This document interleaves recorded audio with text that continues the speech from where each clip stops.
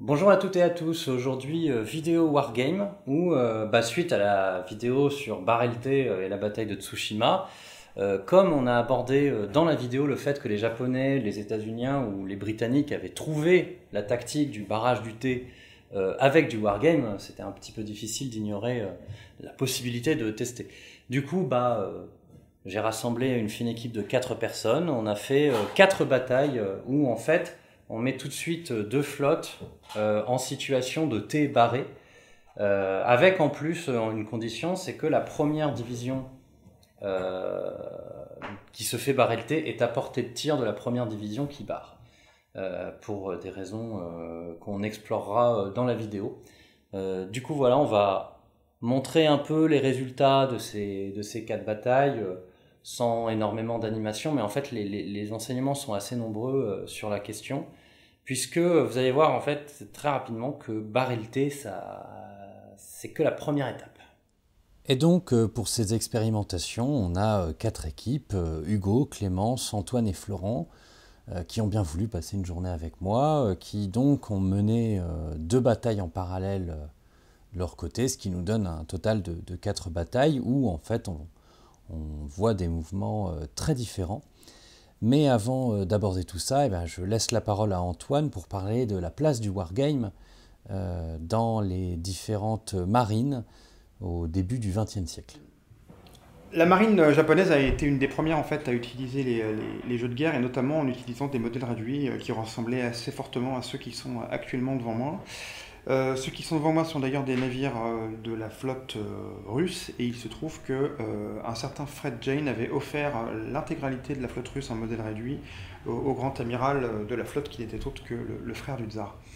Fred Jane, en fait, c'est un ingénieur qui est passionné par les problématiques navales et de construction navale, et qui, en 1898, publie un jeu, le Fred Jane Naval Wargame, qui est un des premiers jeux de guerre sur la marine, qui est à cette époque-là en grande période de transition, puisque la marine à voile est passée de vie à trépas. C'est l'époque où le dreadnought est en train d'arriver, et c'est une époque où il y a énormément de bouleversements techniques et technologiques, au point que le dreadnought, qui est considéré comme étant le navire le plus important sans doute de la fin du 19e et du début du 20e, est totalement dépassé en 1914, le modèle en l'occurrence du dreadnought lui-même servant de défense côtière pendant la Première Guerre mondiale pour les Britanniques. Donc Fred Jane en fait crée ce jeu, crée ensuite ce qu'on appelle des annuaires. Donc le Fred Jane, le Janes, on appelle ça en fait, c'est un annuaire dans lequel il y a les caractéristiques des navires de guerre. Et de manière assez intéressante en fait, et un petit peu sur le modèle de ce que peut faire Games Workshop avec les livres de règles pour Warhammer ou Warhammer 40 000, Fred Jane en fait publie la liste des navires par nation, et il donne aussi leurs caractéristiques dans le jeu, avec en gros une caractéristique de blindage et une caractéristique de perforation des obus. Fred Jane en plus est accessoirement quelqu'un d'extrêmement intelligent et d'extrêmement ouvert, et donc il a la bonne idée de se rendre et d'habiter, de déménager à Portsmouth, où régulièrement des équipages viennent prendre possession de navires qui sortent des chantiers navals britanniques. Il faut savoir qu'à la fin du 19e siècle, les Britanniques fabriquent des navires de guerre pour absolument tout le monde, et notamment pour la marine japonaise. Donc il y a régulièrement des équipages de la marine japonaise qui viennent en fait à Portsmouth pour faire les derniers essais de leurs navires avant de les rembarquer vers le Japon. Et Fred Jane est surpris et évidemment ravi de constater qu'en fait à bord de quasiment tous les navires japonais dans lesquels il va monter, il y a un exemplaire de son jeu et que les marins japonais l'utilisent. Il va être d'autant plus intéressé évidemment à discuter avec eux qu'à la fin du 19e siècle, il y a une guerre entre la Chine et le Japon à laquelle ces marins participent. Et puis évidemment, il y a la guerre de 1904-1905 entre la Russie et le Japon, qui permet en fait à Fred Jane d'avoir à sa main des officiers qui jouent à son jeu et qui par ailleurs ont déjà eu l'occasion de tester différentes tactiques et différentes méthodes de combat. Donc en fait, le jeu de guerre, notamment pour les marins à la fin du 19e siècle, pardon, il est vraiment au cœur de la formation tactique. C'est un outil de formation, c'est pas encore un outil de planification, mais c'est clairement un outil de formation tactique. Dans la marine japonaise, dans la marine américaine sous l'impulsion de McCarthy Little au Naval War College.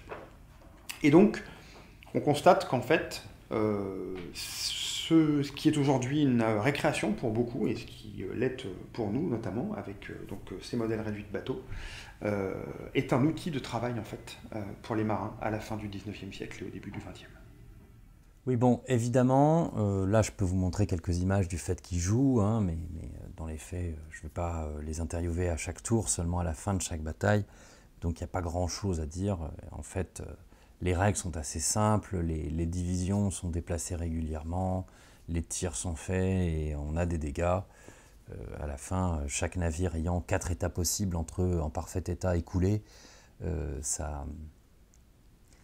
ça déroule assez rapidement. Et en fait, on remarque que dès le début, la réaction de la personne qui se fait barrelter fait que la personne en face doit s'adapter et ne peut pas rester dans un schéma géométrique simple, ce qui a des conséquences qui très rapidement font qu'ils se rendent compte que ça ne suffisait pas d'être dans une position de force. Il faut ensuite bien gérer la bataille, et c'est ce qu'on va voir dans les 4 exemples qui suivent. Du coup, voilà, ça joue forcément avec des petits navires. On a en fait à chaque bataille 2 flottes assez similaires avec en gros 3 divisions de 4 navires que je représenterai par 3 navires à chaque fois pour simplifier les animations de chaque côté, et une division de torpilleurs que j'ignorerai dans les animations et qui en fait crée une espèce de menace permanente possible, puisqu'un torpilleur a énormément de mal à s'approcher en fait d'une division bien constituée, mais si jamais elle y arrive, elle a une petite chance de faire beaucoup de dégâts, et ça crée forcément une tension tactique que les joueurs ont dû gérer. Voilà, donc du coup on va pouvoir passer à la première bataille dans laquelle en fait le joueur qui se fait barrelter décide assez rapidement de se disperser pour tenter de trouver une solution, et la joueuse en face a décidé de suivre ce mouvement de dispersion, ce qui assez rapidement dégénère en fait en conflit d'escadre. C'est-à-dire que chaque division s'oppose l'une à l'autre, et forcément, alors avec le T qui était déjà barré, ça fait que certaines escadres sont dans une position qui est avantageuse, et qui fait que les combats sont globalement à l'avantage des rouges, mais en même temps, comme on est dans une logique de combat d'escadre, on a assez peu de dégâts, en fait, pas de concentration de feu, et donc très rapidement, en fait, on remarque que c'est assez difficile de couler un navire, et que en fait, celui qui a barrelté a perdu beaucoup d'énergie dans cette dispersion qu'elle a décidé d'accepter. J'ai eu l'honneur de jouer la division chinoise qui était donc en phase d'attaque face aux Japonais qui défendaient donc en T. Donc quel ressenti j'ai pu avoir? Tout d'abord, je me suis senti face au mur, le pied au mur. Donc j'ai essayé au fur et à mesure des tours en fait de contourner son dispositif qui initialement donc devait me barrer en T. Et donc dès le début du jeu, moi mon état d'esprit c'était de tout contourner pour finalement casser ce dispositif que tu avais mis en place, qui était mis en place pour la défense, et donc initialement à mon tour de te barrer en T sur les côtés. Oui, c'est à peu près ça, et du coup en fait moi j'ai essayé de toujours donc rechercher le fait de barrer donc ta division en T. En fait on s'est vraiment tu t'es disséminé en divisions un petit peu partout sur la map, et du coup en fait mes divisions ont suivi. Ce qui fait qu'on s'est retrouvé avec plein d'espèces de zones de combat disséminées, donc division contre division. Et en fait, à chaque fois, j'ai essayé d'avoir la position la plus avantageuse, notamment parfois en te laissant jouer en premier pour analyser un petit peu après comment je pouvais me placer moi. Donc après, on est tributaire évidemment de l'initiative en début de tour. Et voilà, pour essayer effectivement d'avoir la meilleure position possible, donc d'être la personne qui barre en T et pas la personne qui se fait barrer pour avoir donc les avantages. Donc effectivement, ça pouvait peut-être sembler un peu brouillon, mais c'était vraiment ce jeu du chat et la souris. À chaque fois, j'essayais de te contourner pour te barrer en T.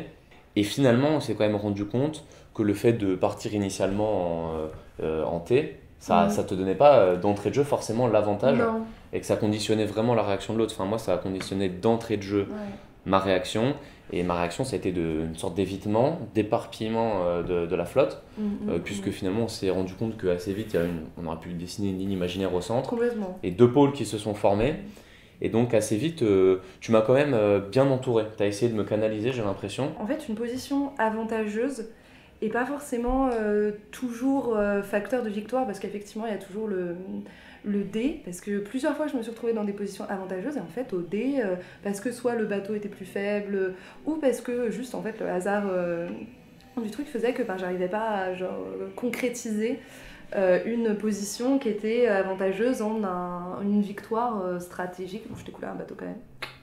Même dans des positions avantageuses, à division contre division, c'est pas du tout déterminant en fait. Enfin, c'est pas des combats qui permettent à la fin d'avoir pris vraiment un avantage stratégique sur l'ennemi, et donc en plus qui sont pas forcément hyper intéressants en tant que joueur. Et en fait, vraiment sur la fin, je me suis rendu compte que ça aurait été beaucoup plus intéressant de pas l'avoir suivi au début dans effectivement cette dynamique de bataille d'escadrille. Je suis contente en plus d'arriver à la fin de la partie en me disant en fait je referai pas cette stratégie, je me laisserai pas un peu bon voilà, au début je pense que je me suis un peu laissée entraîner, je me suis dit ok on va faire de l'escadrille contre de l'escadrille un peu, sans vraiment réfléchir au fait que ça pouvait être un désavantage, et au fur et à mesure du jeu ce désavantage est apparu, et du coup je pense que ce que je tire de cette première partie, c'est vraiment de la prochaine fois me concentrer sur peut-être une escadrille, et du coup d'avoir le temps d'infliger un certain nombre de dommages avant que toi, tes divisions puissent venir en aide à cette division isolée, quoi. Ouais, c'est vrai que tu avais gardé une uniformité et vraiment une sorte de bloc dans ton dispositif. Là pour le coup j'étais vraiment perdant dans le rapport. Enfin, il aurait fallu que je réarticule, mais ça n'aurait pas forcément été aisé, quoi. Sur l'autre table, on a une bataille, on va dire, qui est un peu plus simple ou un peu plus sage, puisque en gros le joueur qui se fait barrer le T décide assez naturellement de refuser le T en partant dans le sens de la flotte qui lui fait face. Et donc cette dernière, assez naturellement, essaie de bloquer, de contrer un peu ce mouvement. Et donc très rapidement, on se retrouve avec une espèce d'embouteillage crochet qui force la flotte verte à faire carrément demi-tour. Et on remarque que la dernière escadre commence carrément à tourner avant, peut-être dans l'espoir de rattraper ou de barrer la flotte rouge qui a déjà commencé à tourner. Et en fait s'engage une espèce de combat de ligne où, on ne va pas se le cacher, la flotte verte a vraiment souffert pendant un bon moment avant de se retrouver dans cet état d'équilibre où elle n'a plus grand-chose à répondre. De toute façon, ça part pas bien pour moi puisque le T est déjà barré, et on se rend compte que quand on est assez près, il est assez difficile d'échapper en fait à la manœuvre parce qu'elle se resserre en fait, tout simplement. Donc en fait, ce que je trouve intéressant, c'est que quand on raisonne en termes purement trigonométriques, on a tendance à penser qu'effectivement c'est simple, barrer le T finalement, ça tombe sous le sens. Il y a une des flottes qui fait battre l'intégralité de ses affûts et de ses canons sur une autre.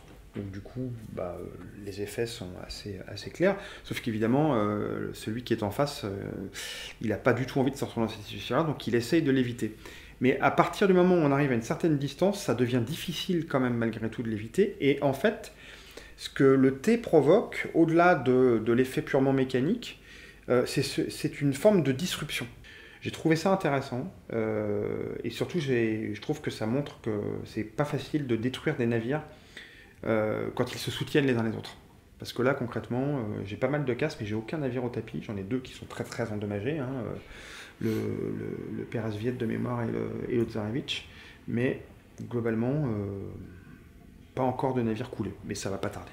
La situation moi je jouais japonais, donc je barre le T, c'est carrément plus facile à jouer parce que faut que tu restes dans dans cette forme, voilà. Toujours essayer de mettre ta flotte pour barrer le thé. Donc t'entraînes mécaniquement, comme tu disais, l'adversaire. C'est du tango, hein, vraiment. Oui, ça fait ça, ouais. Et puis, du coup, ça donne un bon boost au combat, et l'état des flottes prouve que le combat est plus facile du côté japonais que russe. Parce que les dégâts sont plus importants sur la flotte russe que japonaise, quoi. Ma division principale n'a subi aucun dégât. Voilà. Mais j'aurais pensé qu'il y aurait plus de létalité quand même, tu vois. Ouais. En fait, c'est parce progressif. qu'on était vraiment très très proche. Ouais, c'est progressif, en fait. Au final, parce que les deux flottes ont failli se caramboler, mais il n'y a pas eu d'épronnage, parce que je pense qu'à cette période-là, c'est plus dans les mœurs, non. Ce qui est intéressant, c'est que du coup, dans la deuxième bataille de Clémence et de Hugo, en fait, ce refus en restant groupé ne prend pas la même forme, puisque en partant d'un côté, remarque très rapidement que la flotte rouge va lui couper la route et donc fait carrément demi-tour, ce qui assez rapidement crée en fait une situation où oui, la flotte verte prend des dégâts et dans une situation un peu moyenne pendant un moment, mais finalement finit par se sortir, on va dire, de cette espèce de marasme et engage même une espèce de poursuite avec un grand mouvement en crochet où finalement les tirs sont assez égaux. Et le réel déséquilibre que ça crée, c'est que l'escadre de tête rouge fait face à l'escadre de queue verte, et c'était l'escadre des rouges est donc plus forte que celle des vertes, puisqu'en général on met les plus gros navires devant. Mais ça s'arrête à peu près là au niveau de l'avantage. Et on voit bien là que le barrage du thé ici produit surtout un décalage de l'initiative. Cette fois-ci, j'ai essayé de... La dernière partie, l'attaquant est plutôt la dynamique de partir en escadrille et de séparer vraiment ces divisions. Là, j'ai essayé de rester au maximum ensemble en essayant donc vraiment de sortir de cette position de la personne qui s'est fait barrer le thé. Fort de l'enseignement de la première partie, je me suis dit il faut que je garde mes forces, mes divisions en bloc pour ne pas m'éparpiller et garder un bon rapport de force. Donc finalement ça m'a bien arrangé que tu gagnes et que tu me suives en premier, que c'est toi qui aies l'initiative, puisque du coup j'ai pu calquer ma tactique sur tes décisions. Donc toi, assez vite, tu as effectivement voulu en bloc m'attaquer. Et donc finalement, ça m'a permis d'engendrer un mouvement presque d'hameçon, une virgule, pour pouvoir finalement placer mes forces assez rapidement face aux tiennes. J'ai un peu eu l'impression que pendant pas mal de tours, on s'est vraiment tourné autour pendant la partie, oui. Avec toi qui avait toujours peut-être limite un coup d'avance. Sur les premiers tours, c'est resté assez équivalent en termes de dommages, en termes d'attaque. On est vraiment resté au même niveau avec vraiment des belles actions un peu des deux côtés. Et assez rapidement, le décalage fait que mes bateaux les plus forts se sont retrouvés face aux tiens qui avaient un blindage moindre et une défense plus faible. Ouais. Et ce qui fait que finalement, j'ai pu, à partir du troisième tour, du deuxième, troisième tour, ouais, troisième tour, ça a vraiment basculé. Il y a une vraie bascule à partir du troisième tour. Et encore une fois, on voit finalement que cette tactique et que finalement la stratégie finale a une déterminance qui est moindre, oui. Puisqu'elle va être conditionnée par la réaction de l'adversaire. Complètement. Et pour revenir du coup un petit peu au thé, j'ai eu l'impression d'ailleurs que en fait, on a moins cherché à absolument se mettre dans une position, à chercher l'avantage du thé. Mais plutôt aussi à éviter que l'autre nous mette dans cette position-là. Donc, oui, c'est vrai. C'était... Ça nous donne un biais de perception et d'analyse finalement, puisqu'on est conditionné par le thé. Complètement. Et la stratégie... C'est la tactique optimale, c'est ce qu'on peut faire de mieux. Et finalement, on essaie de l'éviter parce que... celui qui... Mais on peut pas se faire prendre en défaut en fait. Voilà, exactement. Il y a un côté... Et donc, chacun essaye de faire un thé à l'autre. Ouais. Tout en faisant en sorte que... Tout en faisant en sorte de l'éviter. l'éviter. Pas se faire prendre... Ce qui finalement, sur la totalité de la partie, fait qu'il y a eu peu de thé... Oui, Oui, il n'y a pas eu de grands moments de thé. Non, ça arrivait une ou deux fois, mais... Ouais, et vraiment, c'était très secondaire dans le déroulement global. Et non, c'est... Et pour la deuxième bataille d'Antoine et de Florent, en fait, les Verts cherchent immédiatement à refuser la bataille et, voyant l'adaptation des Rouges, en fait, se dispersent, se coupent en trois, tandis que les Rouges, en fait, vont encadrer la première escadre et concentrer à peu près leurs efforts. Alors, bien entendu, il faut quand même qu'ils refusent ou qu'ils essaient de réagir à ce que les deux autres escadres peuvent faire, mais dans les faits, les Rouges concentrent vraiment leurs tirs sur la première division verte, qui prend pas mal, mais qui quand même s'en sort pas trop mal. Il n'y a pas de navire coulé, mais ça donne en fait une bataille beaucoup plus chaotique, beaucoup plus complexe. Mais à la fin, en fait, et ça c'est un des points, c'est que comme on ne termine pas la bataille pour pas durer trop longtemps, on remarque quand même à la fin que la conséquence stratégique de ce mouvement, c'est que la première division verte est à la fin complètement isolée, va se faire dérouiller. Il ne faut pas trop se le cacher, tandis que les deux autres, il y a de fortes chances qu'elles s'en aillent assez loin. Alors là, on a vécu une situation, une bataille différente, parce que c'était plus confus. Et parce que de base, la flotte russe avait plus de difficultés à manœuvrer et est partie dans l'autre sens par rapport à la première bataille. Et donc ça a créé une situation complètement différente, mais le japonais est en force parce que là, les cuirassés russes sont très mal, sont encerclés, et le reste de mes unités est un peu plus éloigné. Voilà. Ouais, en fait, j'ai effectivement... je pars dans une position de force, hein, clairement, avec le japonais, puisque je suis déjà en train de barrer le thé, en fait, c'était le présupposé. Hein. Qu'est-ce qui se passe quand le thé est déjà barré? Quelles sont les options qui s'offrent à la fois pour celui qui le barre et pour celui qui se le fait barrer. Et tu as fait un choix qui, à mon avis, était pas mauvais, parce qu'effectivement, qui était de partir faire une espèce de contre-marche et de partir de l'autre côté. Vers l'arrière. Voilà.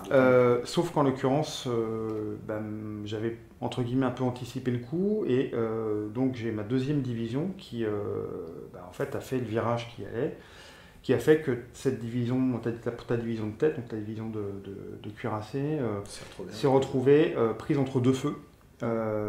Avec en fait en gros quasiment à angle droit, hein, un fermé et un rabat, comme dirait Valentini, et du coup à partir de ce moment-là tu prends cher. C'est pas anormal, et en fait on l'a vu d'ailleurs je crois aussi sur l'autre partie, au fur et à mesure il y a une espèce en fait c'est un truc d'usure, c'est vraiment une bataille d'attrition sur les multiplication des coups qui font que et au bout d'un moment, et moi j'ai touché définitivement voilà, et moi j'ai fait un choix dès le départ qui était celui de systématiquement faire tirer au moins deux de mes divisions sur une seule de tes divisions.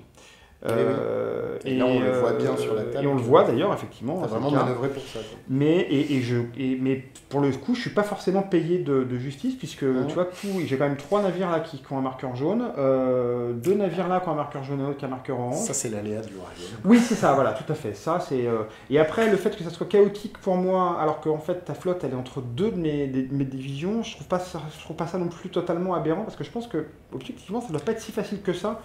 D'avoir des gerbes et de réussir à observer des tirs quand les deux flottes sont en croisée. Et puis après, là, si on avait joué historiquement, mes autres navires auraient abandonné et cuirassé. Tout à fait. C'est ce que j'aurais décidé.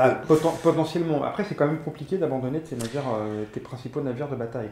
Donc, tu es quand même censé être là pour les protéger. Ouais, mais là, on a l'impression que c'est peine perdue. Ils vont périr. Oui, c'est clair. C'est pas facile, la situation, elle est un peu désespérée. Je pense que le prochain tour aurait été assez catastrophique.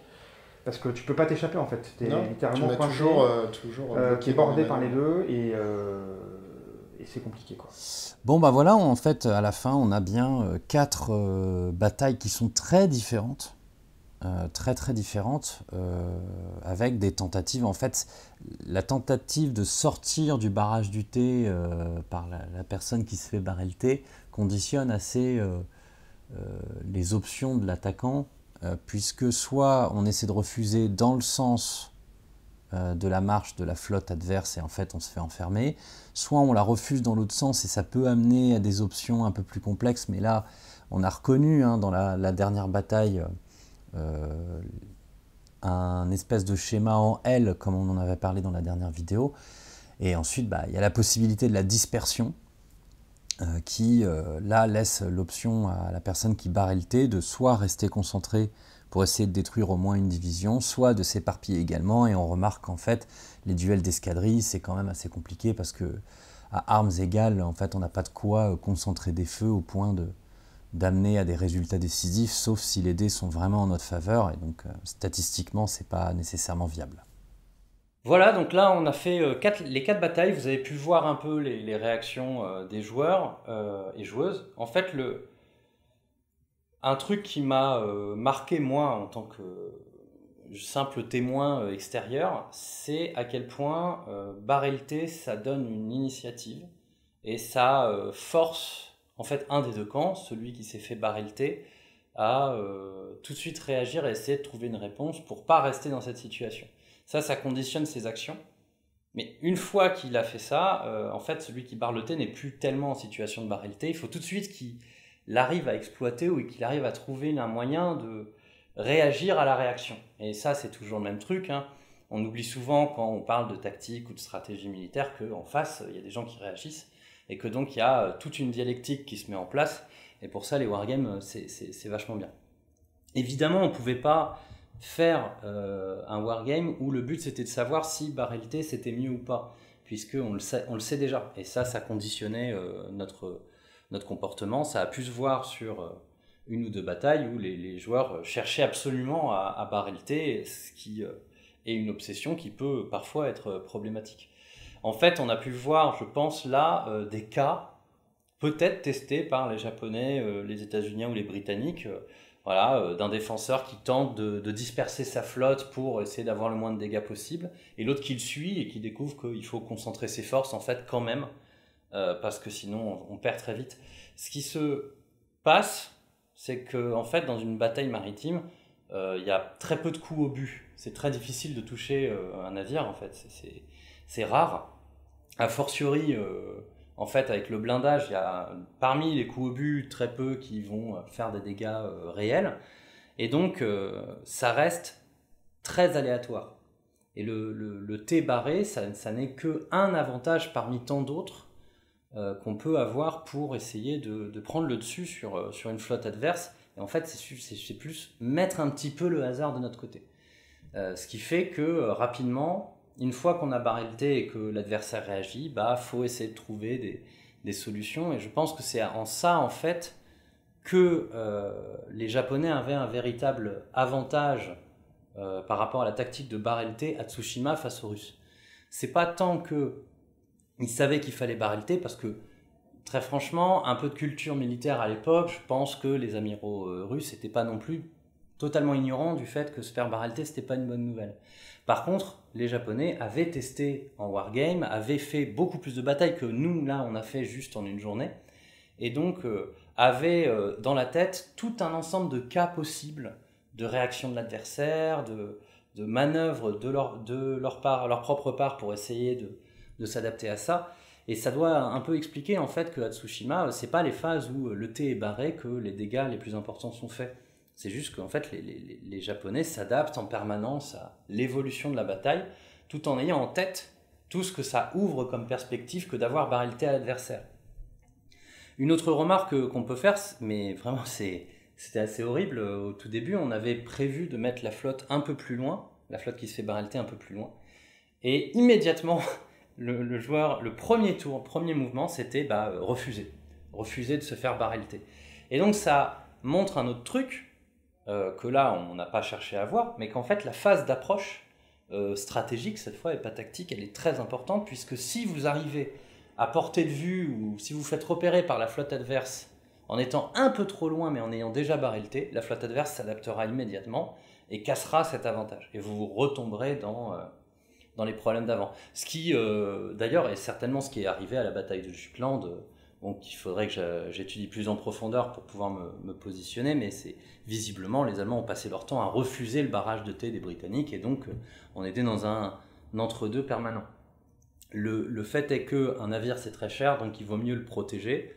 On préfère ne pas prendre de risques en plus, ce qui a d'ailleurs été remarqué par 2 joueurs qui ont tout de suite dit, mais en fait, une fois qu'on sait, on cherche plus à ne pas se faire barrer le thé qu'à barrer le thé de l'adversaire.